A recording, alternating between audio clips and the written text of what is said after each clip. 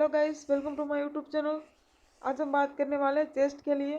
Chest में कफ है तो आपको ब्रायोनिया 30, इपिकाक 30 अल्टरनेट करके देनी है और एकोनेट 30, स्पॉन्जिया 30 अल्टरनेट में देनी है और ब्रायोनिया 30 मॉर्निंग में, एमोनियम कार्ब 30 नून में, ब्रायोनिया अल्बा 30 इवनिंग में फॉर 2 डेज के लिए देनी है।